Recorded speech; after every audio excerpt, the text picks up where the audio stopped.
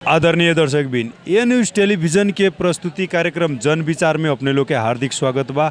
हम राजकुमार सराफ हर एक दिन फरक फरक विषय में फरक फरक मुद्दा पर अपने लोग के धारणा संकलन करके देखावे वाला कार्यक्रम जन विचार है, जो ठीक ये समय में प्रसारण होखेला। हर एक दिन जैसन आज भी हमने की एगो फरक जगह पर फरक मुद्दा पर बात करें सन। आज हुए रक्तदाता दिवस, यानी कि एक किस्म के जीवन दान देवे वाला लोग के दिवस हुए।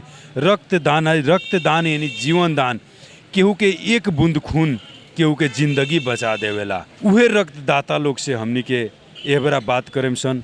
रक्त संचार केंद्र के अधिकारी लोग से बात करें सन कि ये ब्लड डोनेशन कार्यक्रम, रक्तदान कार्यक्रम काहे खातिर बीरगंज में इतना ब्लड डोनेशन, इतना रक्तदान कार्यक्रम होखेला, फिर भी शॉर्टेज होखेला। ये बारे में हमनी के बात करें सन। अभी हमनी के संगे बीरगंज रक्त संचार केंद्र के कर्मचारी बानी, वहाँ से बात कइल जाऊँ। ओकरा बाद हमनी के आम सर्वसाधारण से भी बात करें सन। हमनी के संगे जे मरीज ब्लड लेवे आइल बाटे लोग, वो लोग से भी बात करें सन। वहाँ के परिचय फिर उहें से हमनी के जाने के कोशिश करें सन। अभी स्वागत कइल जाऊँ। सर स्वागत बा जी, नमस्कार। एक बार अपन परिचय बताओ। हमार नाम राजन श्रीवास्तव बाटे, हम रेड क्रॉस के कर्मचारी बानी। अपने रेड क्रॉस के कर्मचारी बानी सर। आज रक्तदाता दिवस हुए। रक्तदाता लोग के सबसे पहले तो हम अपने के से ई जाने के चाहेम कि जे रक्तदाता लोग बा उ लोग के कथी कहे के चाहेम, शुभकामना देवे के चाहेम, कथी कहे के? जैसे ही हमने जरिए से सुनते आयल बानी सन, लइकाई से सुनते आयल बानी कि रक्तदान महादान। तो रक्तदाता जे बा लोग उ सब भगवान स्वरूप बा लोग।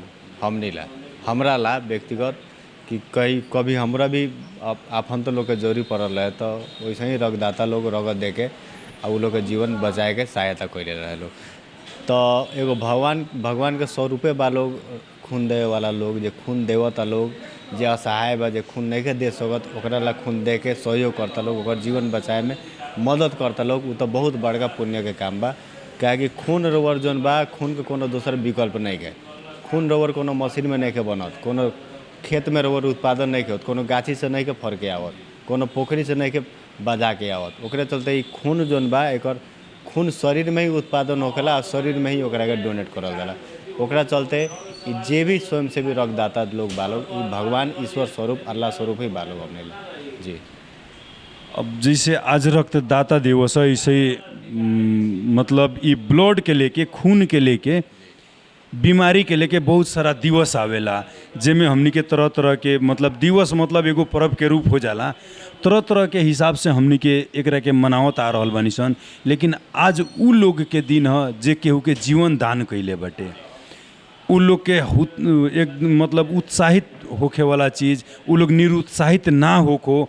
एक आदमी जे अगर एक बार ब्लड देताटे, अपने एगो नेपाल रेड क्रॉस सोसाइटी के कर्मचारी बानी, तो का होकेला कि गांव घर में ज़्यादातर जे मने हमने के गांव घर के मानसिक वाला लोग बा, उ लोग कथी कहला, ना खून ना देवे के, देह झंझनाए लगी, कमजोरी हो जाला।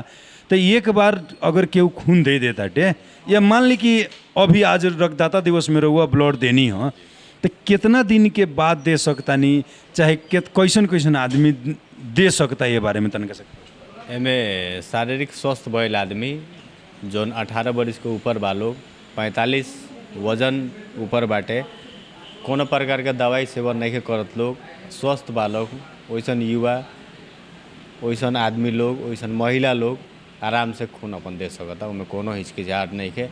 90 दिन पर आदमी, 3 महीना पर आदमी, साल में 4 बेर आदमी खून दे सकता। उनमें कोनो प्रकार के रुकावट ना है। 3 महीना में अगर हमनी के ब्लड दे तानी सन, तो ये में कोनो दिक्कत वाला बात ना। शरीर में हमनी के कोनो कमजोरी जैसन कि मानसिक हमनी के मने दिमाग में बैठ गई बा कि ना खून देम तो हेतना खून निकल जाई ना, वैसन कुछ कोनो वैसन कोनो दिक्कत ना होला। वैसन कोनो दिक्कत ना होकेला।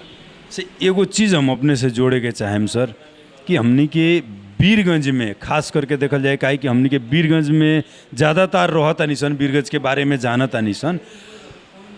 अक्सर मने हफ्ता में लगभग देखल जाए तो हफ्ता में 2 गो रक्तदान कार्यक्रम होखेला। और इस सारा खून कहीं मने 20 आदमी, कहीं 50 आदमी, कहीं 100 आदमी, कहीं 25 आदमी करके लोग देवे करेला, लेकिन हमेशा हमनी के देखत आनी सन कि कहीं ना कहीं ब्लड के कमिए रहताटे। हर एक हॉस्पिटल से फेसबुक में हमनी के प्रत्येक दिने कहल जाए, एक दिन 2 दिन में कि फलाना ग्रुप के हमनी के जरूरी बाटे, एकदम आवश्यक बाटे, जल्दी खून देवे के पड़ी, ऐसन मने हमनी के न्यूज़ सुने के देखे के मिलत रहता। ऐसन काहे होता टे सर? एमे केंग बाटे जे पहले रगत ब्लड बैंक आ रक्तदाता के जोन बीच के संबंध में एकरा पहले निमन से हमने के बुझे के पड़ेला का। जैसे कि अपने के सुन्नी जे अपने के ब्लड डोनेशन भइल, रक्तदान कार्यक्रम होले, ओमे आदमी 100 गो खून देलक, 100 गो खून देलक तो उ अपने के रॉ मटेरियल जैसन हो गल। हमने एक चीज ला मानी, उ खून के 100 गो खून के हमने यहाँ लेके आएम सन, ओकरा ग्रुपिंग में पहले डिवाइड करम सन, चेक करम सन, ओमे रहुआ A positive, B positive, A B positive, O positive, negative, विभिन्न प्रकार के विभिन्न ग्रुप ओमे डिवाइड हो जाए। डिवाइड भइला के बाद ओकरा बाद ओमे रोग हमनी चेक करम सन। रोग चेक कइला पर कौन खून ठीक बा, कौन बे ठीक बा, ओकरा बाद ओमे सॉर्टिंग होई। सॉर्टिंग भइला पर मोटा मोटी जैसे 100 गो खून आयल, ओमे से कुछ खून वेस्टिंग में जाला। ओकरा बाद 100 गो खून में से जैसे 5 गो बी पॉजिटिव आयल, 5 गो ए पॉजिटिव आयल, 5 गो ए बी पॉजिटिव आयल, ओ पॉजिटिव आयल, एंगा कर करके विभिन्न मिश्रित करके अपने के उतना खून तैयार हो। जैसे 100 गो में आए तो 90 गो तैयार हो, 10 गो कहीं वेस्टिंग जा सकता है, रोग को ना निकल गया, 90 गो खून बल। 90 गो में से अपने के बी पॉजिटिव कई गो भल तो 5 गो भल, ए पॉजिटिव कई भल तो 10 गो भल, ए बी पॉजिटिव क्या भल तो 5 गो भल, ओ पॉजिटिव 10 गो भल। लेकिन यहाँ अभी के सिचुएशन रुआ देखता नहीं तो एक आदमी के एक ग्रुप के रगत 3 गो चाहता, केहू के 4 गो चाहता, केहू के 5 गो चाहता। लेकिन 100 गो खून आए, 100 गो खून में से बी पॉजिटिव के 5 गो खून एक आदमी का चल गया, तो यहाँ तक वो एम्प्टी हो गए। यहाँ अपने खाली हो गए बी पॉजिटिव। 100 गो खून भइल, 100 गो खून डोनेशन भइल, लेकिन उनमें से बी पॉजिटिव 5 गो आयल, 5 गो खून एगो आदमी के लागल, तो यहाँ तो एम्प्टी हो गए बी पॉजिटिव के। तो बी पॉजिटिव के फिर दूसरा आदमी का खून चाहिए तो वो कहाँ से पूर्ति नहीं खे वो पूर्ति करेला रुआ। फिर हमने के स्वयंसेवी रक्तदाता लोग के अनुरोध करे के पड़ला जब ब्लड नहीं कर। लेकिन ये जो सामाजिक संजाल में अपने के आवेला उनमें लोग कुछ प्रश्न ना लिखेला लोग का, जब आदमी के हाई ग्रुप के ब्लड चाहिए काहे चाहिए। एमे भी अपने के बाद डॉक्टर लोग के सलाह अनुसार से कितना आदमी के ताज़ा रगत चाहेला, भल तानल खून चाहेला, उ एगो भइल। बहुत आदमी के प्लाज्मा चाहेला, रगत के तत्व चाहेला, रगत के अपने के डिवाइड करल जाला जोन रगत के तत्व चाहेला, तो उ तत्व ला हमने के ताज़ा रक्तदाता चाहिए जोन अभी रगत दी, ओकरा के निकाल के ट्रिपल बैग में निकाल के सेपरेटेड मशीन में बना के ओकरा बाद ओकरा के देवे के पड़ी। ओकरा चलते उ समस्या वाला। लेकिन लोग सोचे वाला का वाला जो खून यहाँ कालवे 100 गो भइल बा, अभी यहाँ खून दोसर चाहता। तो रगत दान कार्यक्रम के आ ब्लड बैंक के जो रिलेशन बाटे एकरा के पहले बुझे के पड़ेला का गंभीर से। बहुत आदमी वैसन बा जो हम खून देले बानी, हमरा लगे कार्ड बाटे, हम दान कइले बानी, लेकिन रगत दान के मतलब का बा, दान भइल चीज़ का थी पहले बुझे के पड़ल। ठीक बा, हमने लगे ब्लड बा तो हमने तो देवे करम नु, लेकिन हम लगे अवेलेबल तो होके पड़ल। 100 गो खून में से विभिन्न ग्रुप के 5-5 गो ग्रुप के खून आए, एगो ग्रुप के आदमी के 5 गो लाग जाता खून, एम्प्टी हो जाता, तो ओकरा पूर्ति करेला कहाँ से है।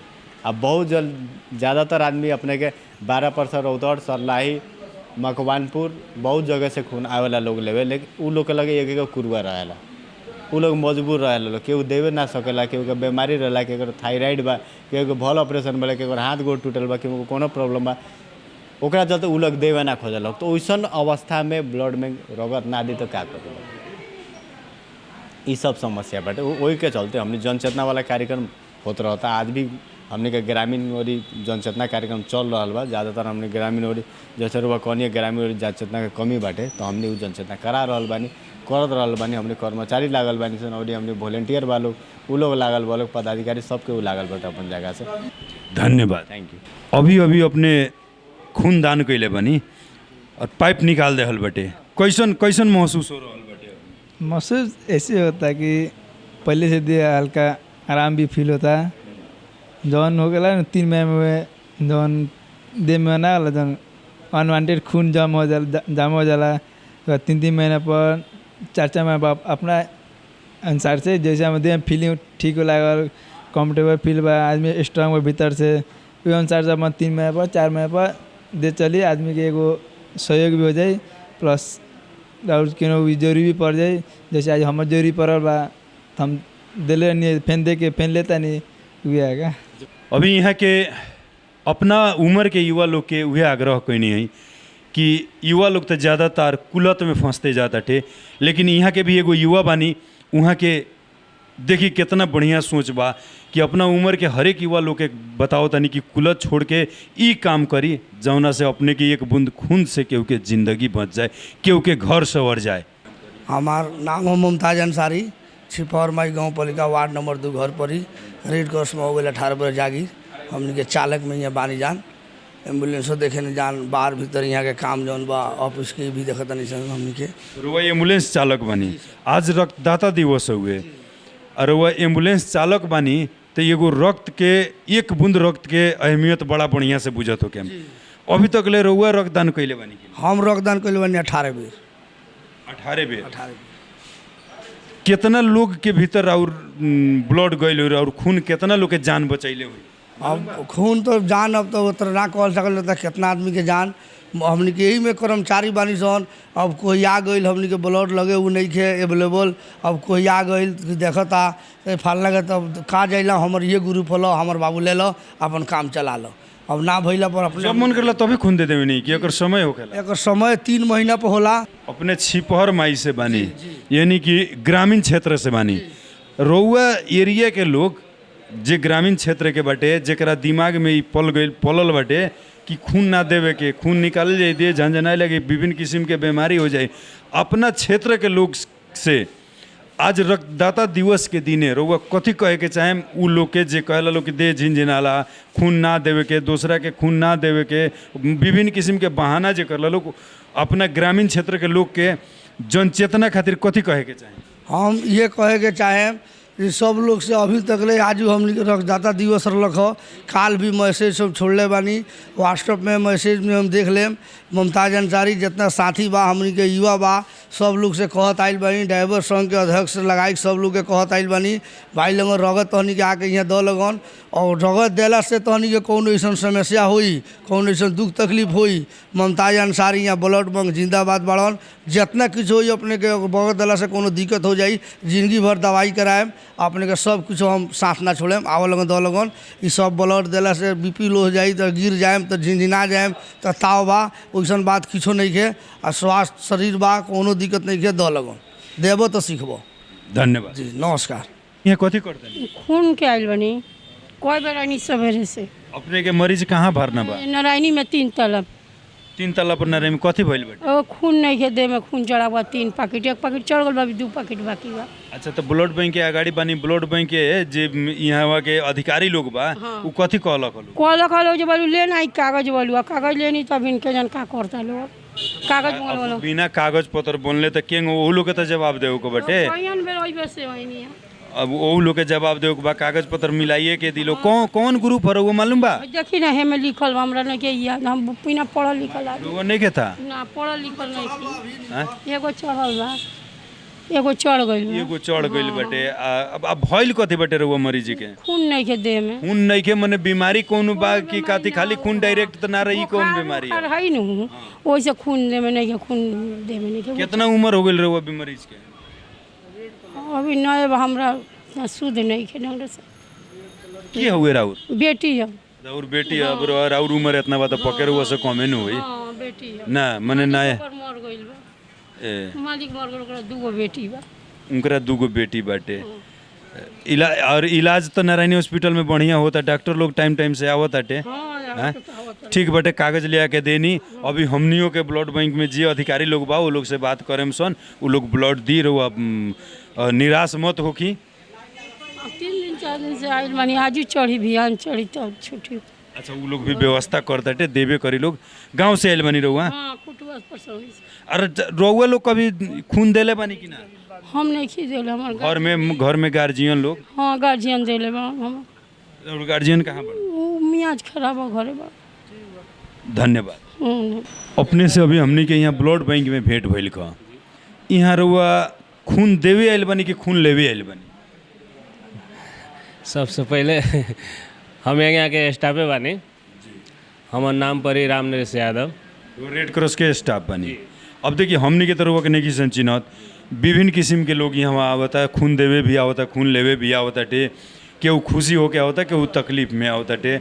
अब रहुआ स्टाफ बानी कह के अभी हमनी की जानकारी भइल कह अपने रेड क्रॉस के स्टाफ बानी, अभी तक ले रहुआ खून देले बानी कि ना? खून हम 27 बेर दे दिल बने। आज वो देवे के हमारी इच्छा बा। अभी रेड क्रॉस ना अभी नहीं, अभी ब्लडे लेके आवत नहीं हम अपने के छाता पिपरा से। नेपाल रेड क्रॉस सोसाइटी में अपने कौना तो तबका में बानी? तो तब का एम्बुलेंस चालक में बने।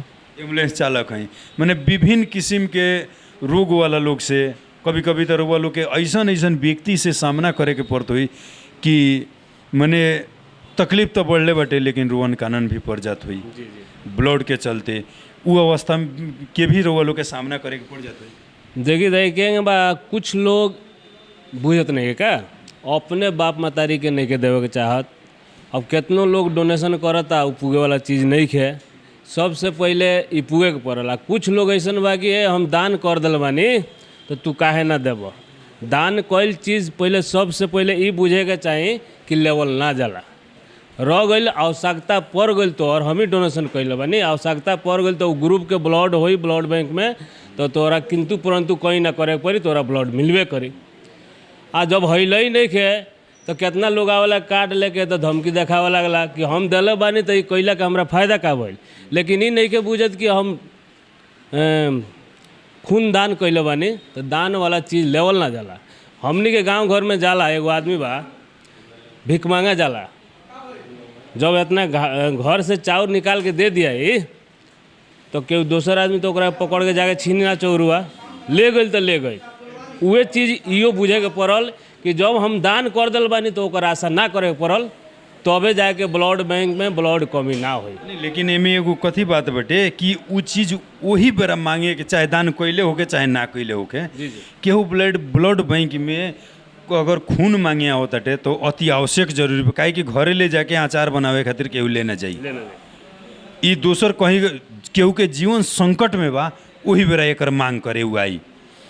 तो रउआ अब जौन बात कहनी है वो जबरदस्ती तो ई हो नहीं खे सकत, काहे कि जबरदस्ती तो हाँ ई बाटे कि जैसन हम एक पोका देले बानी आ 3 पोका के अति आवश्यक बा तो ओकर व्यवस्था मिला देवे के पड़ल। रउआ लोग के भी आ जे भी मरीज लेके आइल बा समन्वय करके अपने मने आफंत के देवे के पड़ी कि ब्लड बैंक में अवेलेबल बा तो मिलिए जाई ना।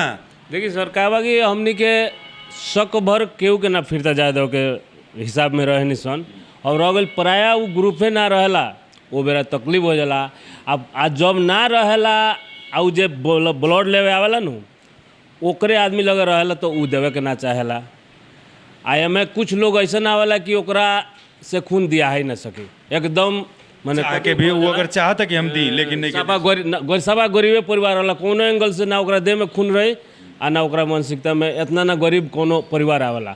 आ केहू साफा निमन रहेला 4 आदमी 5 आदमी आई साहब बॉडी वाला एकदम 70 75 80 किलो वाला तक ले उ भी आदमी ना तैयार होकेला। वो लोग रिएक्ट कुछ अलग होकेला कि रियल वो लोग पूछे ना कि ये हमार साथी दिला तो काट के मैंने काट के पर काहे ना अपने देम।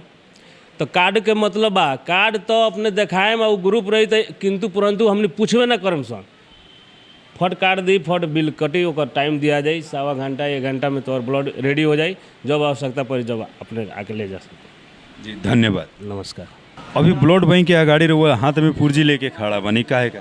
ब्लड खा दे 5 दिन से बानी। 5 दिन से ही होए बनी? कौन हॉस्पिटल में और आदमी बा? नारायणी हॉस्पिटल में। कथी भइल बा? ब्लड कम बा ओकरा जमा 4% ब्लड बा। 4% ब्लड बटे। ई कितना रुआ खून के जरूरत बटे? कम से कम 4 पैकेट। 4 पोका कम से कम। तो अभी एको पोका मिलल कि ना? एको पोका नहीं मिला। कौन ग्रुप चाहिए रहुआ? ए नेगेटिव। ए नेगेटिव। यहाँ ब्लड बैंक में कत कह रखल? कहता लोग जब व्यवस्था करते हैं अगर मिल जाए तो दिन। अब देखा जाओ कथी बाटे कि ब्लड अब खून ऐसा चीज़ बा कि बाजार से किने वाला चीज़ तब आना कि जब चाहिए तब चलो 10 रुपये के जगह 20 रुपये तीर के ले लिया। और वहू में और जौन बाटे नेगेटिव जौन ग्रुप बा नेगेटिव ग्रुप में तनका सक समस्या होखेला तो एकरा के अब ब्लड बैंक वाला लोग कहताटे तो व्यवस्था होकबे करी।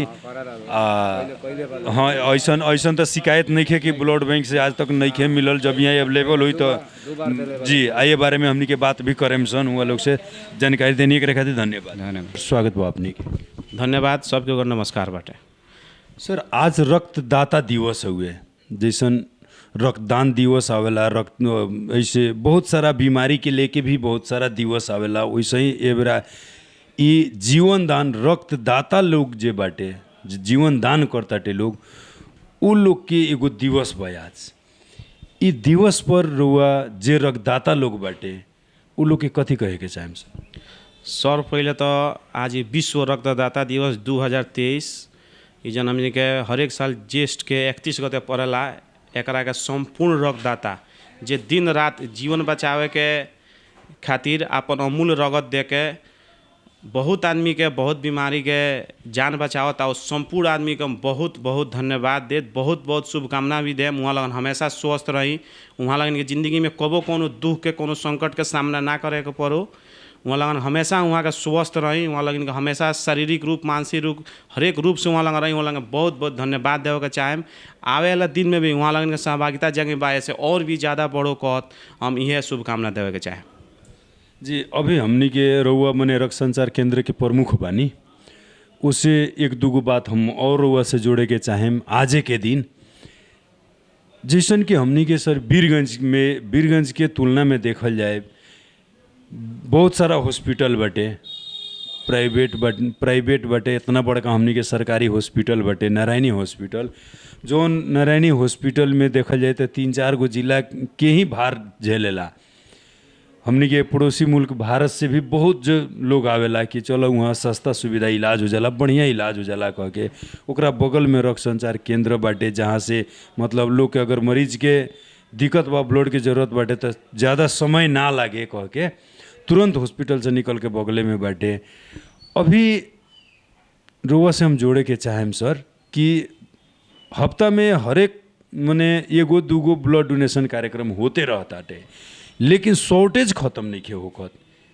ई का कारण हुए सर कि ब्लड डोनेशन हमेशा कोनो न कोनो संस्था से कोनो दिवस पर होते रहता, लेकिन यहाँ के हमनी के समग्र में देखल जाए तो कहीं प्राइवेट हॉस्पिटल सरकारी हॉस्पिटल में बराबर हमनी के सामाजिक संजाल में देखे नहीं सन कि आज हई ग्रुप के जरूरत बा, बिहान हो ग्रुप के जरूरत बा। ऐसा काहे होला सर? ये सर मेनली सर इस संकट सबसे ज़्यादा जेठ आषाढ़ श्रावण के बीच में ही रहेला हर एक साल। इस समय में हर एक जगह खुला ठाव में रक्तदान कार्यक्रम करे में बहुत ज़्यादा कठिनाई आवेला। ओ के चलते इस समय में तंगा संकट के हमनी के गुजरे के पड़ेला। बाकी समय में लगभग हर एक जिला के तुलना में हमनी के पारसा जिला के जौन रक्त संचार केंद्र बा बहुत आसानी से रगत के उपलब्धता रहेला। हमनी के अतः हमेशा बिरामी खातिर रगत के उपलब्धता लगभग 100 में से 80 से 85% जन की बहुत अच्छा रेशियो हमनी के उतना तक लेके उपलब्धता करावे में अभी तक ले सफल रहल बानी सन। एकर भी श्रेय हमनी के एतई रक्तदाता के देवे के चाहेम कि वहाँ लगन हमेशा एकदम अपना दिल दिमाग से एकदम हमेशा वहाँ लगन अपना पूर्ण रूप से सहयोग हमनी के करतानी। और जिला में स्थिति और भी ज़्यादा खराब बा। अपने चितवन में चल जाए, काठमांडू में चल जाए, जनकपुर में चल जाए या पोखरा के साइड में भी चल जाए, उतई रगत के ए से भी जितना उतई के डिमांड बा उतई के जमा 40 से 50% ही वहाँ लगन के रगत के अभी तक मतलब फुलफिल करे सकता नहीं। लेकिन हमनी के उसे भी स्थिति अच्छा बाटे अभी 80%। अब 100 में 100% करे खातिर हर एक घर में से हर एक आदमी के उतना चेतनशील होगे के पड़ी कि रक्तदान कैला से केहू के कुछ ना होला। जेकर उम्र 18 से 65 वर्ष बा, कोनो किस्म के रोग नहीं के, कोनो समस्या नहीं के, कोनो किस्म के औषधि नहीं के खात वो आदमी हर एक 3-3 महीना के अंतराल में जेकर शारीरिक तौल 45 केजी से ऊपर बा हर एक 3-3 महीना के अंतराल में मजा से रक्तदान कर सकत है। आज तक रक्तदान कैला से केहू के कुछ नहीं के भइल। हाँ, रक्तदान ना कैला से बहुत आदमी के जान गइल बा। बात दिमाग में रखे के पड़ल। अगर रुबा आवतनी हॉस्पिटल में इलाज करावे यदि रुबा पेशेंट के ब्लड का आवश्यकता पड़ता, कितना आदमी के 3 पोका 4 पोका 5-5 पोका का आवश्यकता बा, तो कमती में रक्त संचार केंद्र 2 पोका रुबा का सहयोग कर दिलक तो रुबा अपने से भी 1-2 पोका के कहीं से रक्तदाता खोज के या अपने भी रक्तदान करके सहयोग करे की भावना हमनी में आवे के पड़ल। अब एतही के सिस्टम है कि एक आदमी के 8-8 पोका चढ़ला, 10-10 पोका चढ़ी, ओकरा संगे 5 गो 10 गो आदमी रही। भारत से भी बहुत के पेशेंट आवेला लोग इलाज करावे भारत से बा, पारसा, बारा, रौटहट, सारलाही यानी हमनी के पूर्व से भी बहुत पेशेंट के चाह बा। अब एतही सिर्फ लोग के लेवे के भावना बा, ऊपर भी हमनी के बहुत हद तक ओकरा के फुलफिल करतानी सन। जब तक अपने देवे के ना सीखे या रक्त संचार में कि दी या कहीं बाहर रक्तदान कार्यक्रम होता ओमे दी, अगर जब तक ई भावना देवे के ना आई तब तक तो 100 में 100 फुलफिल करे ना सकल जाए। एमे सहयोग क्या कर बा, एमे सहयोग खुद हमनी के जो मरीज बानी सन जे मरीज लेके आवत नहीं सन एमे उहे के सहयोग चाहिए। काहे कि रउआ आज रउआ मरीज लेके नहीं आवत, रउआ बिहान हमरो घर से यदि 2 मरीज आ सकताटे, बिहान केहू के घर से केहू कैसनको वर्ग से बा, ओकरा घर में केहू ना केहू के मियाज खराब कबो भी हो सकता, कबो भी रगत के आवश्यकता पड़ सकता। एक चलते जब रउआ अगर लागता हम रक्तदान कर सकतानी एकदम ही नियमित एकरा हमनी के जीवन में अपना ढाले के पड़ी कि रक्तदान चलो कुछ नहीं 3 महीना पहले चलो एक बार रक्तदान कर दी। ई बात जब तक दिल में ना उतरी एते लोग के अभी तक ले सिर्फ 20% ही लोग रक्तदान 15 से 20% लोग एमें पार्टिसिपेट करता। कमती में जब 50% पार्टिसिपेट करे लगी तब जाके हमनी के 100 में 100% बिरामी के मजा से जब जाना बेरा जितना चाहल जाए वो बेरा हमनी के ओकरा के पूर्ति करे सकल जाए।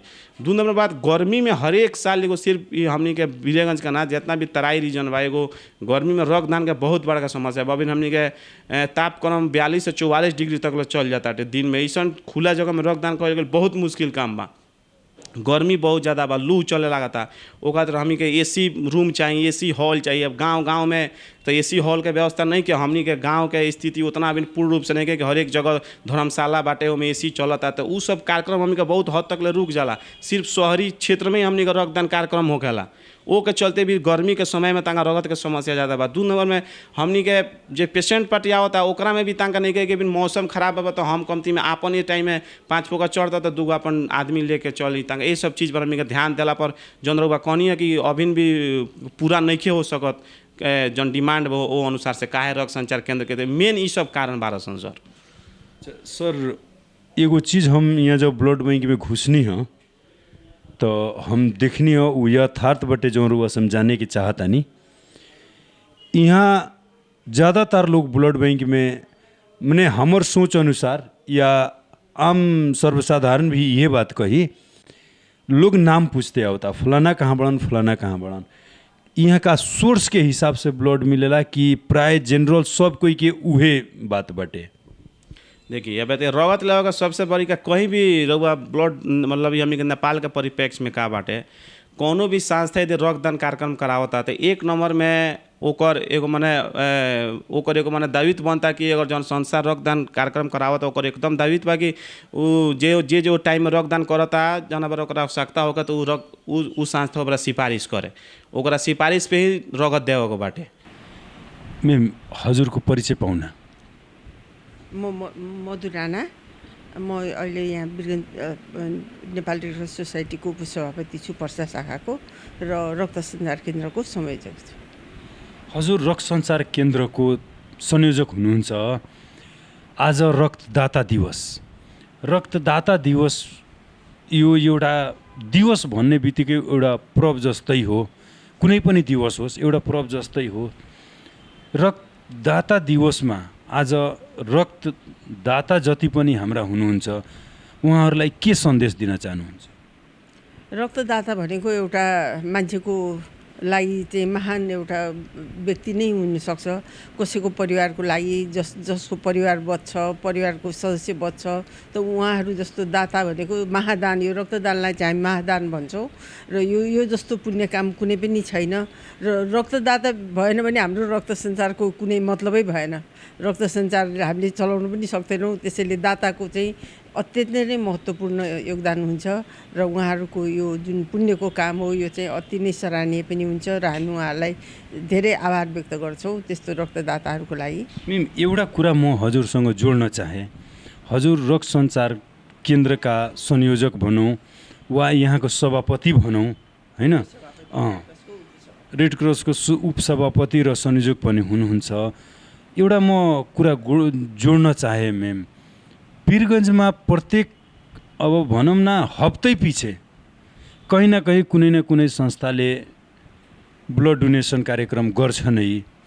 कहीँ 20 जनाले गर्छ, कहीँ 30 जनाले, कहीँ 50 जना, कहीँ 100 जना, कहीँ 200 जनाले पनि गर्छ।